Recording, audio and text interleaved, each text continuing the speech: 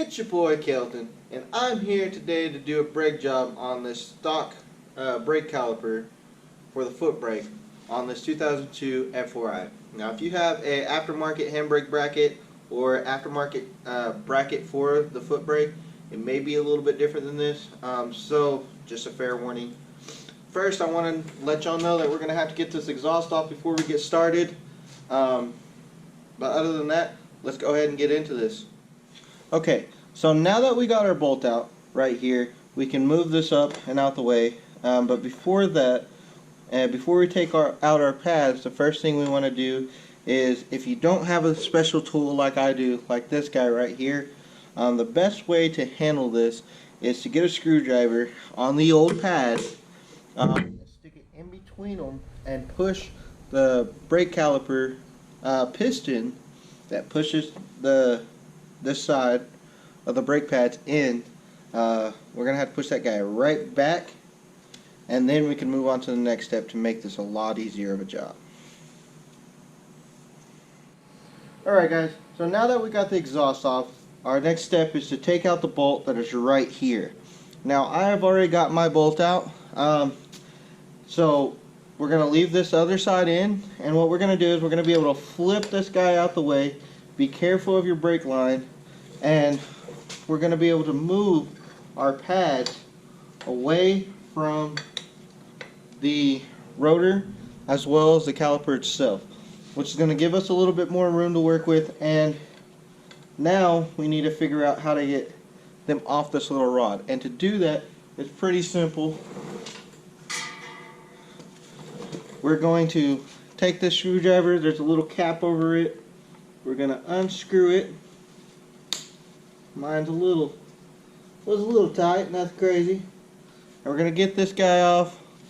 Now, this is a cap you're going to look for. Maybe easy to see, maybe not. Alright, so now we need to get that Allen head out. I've got a 5mm Allen head, and what we're going to do is just untighten it. Mine's a little loose already, kind of broke it loose a second ago. So I'm going to get this guy, I don't know if you can see it as well, but get this guy off pretty good. It's going to come to a point where there's going to be no threads grabbing anymore. Now it's just the rod. So we're going to pull these brake pads back up, pull this guy out, and pull out our brake pads.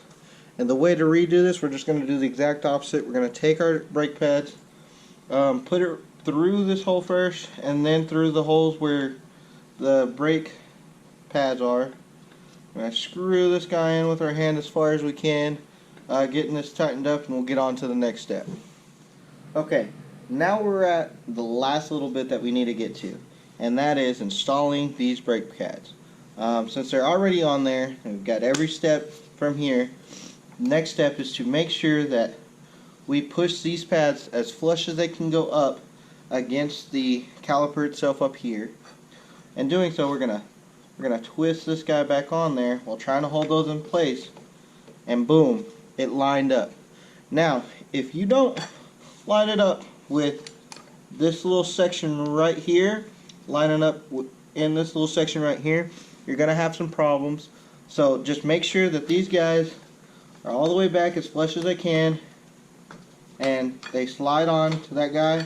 And if it doesn't, that's your problem. Super simple to fix. But now we can put this bolt in, and we can get to bleeding this. Alright, so bleeding this is fairly simple. Once you get that bolt in right here, which I haven't done, I'm going to get an 8mm wrench, and I'm going to get kind of squared with my bike. And what I'm going to do is I'm going to sit here and pump my rear brake about 10 times, and then I'm going to hold it down, and with that 8mm wrench, I'm going to loosen this thing right here, and loosen it real quick, let it spray out the fluid, and close it back together.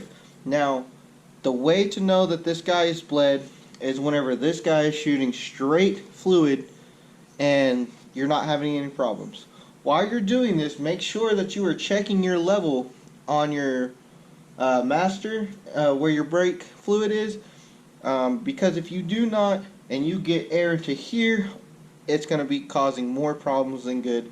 then you're going to have to really bleed this guy out. So make sure you're paying attention to the levels of your brake fluid reservoir.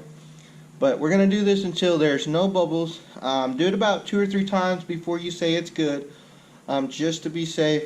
I mean, that's just my personal preference. If you know how to bleed these, all good. Let's make sure it's perfect. Alright guys, so now that we got everything put together again, other than the exhaust, I'm going to put that on. We're going to go ride this bike around the block for a little bit, get those pads to make that new surface. I would recommend doing that as well for y'all. If you like this video or it helped you out, please leave a like. If you got any questions or you got a comment about something, leave it down below, or you can even hit me at my Instagram. I will answer any questions you have to the best of my knowledge.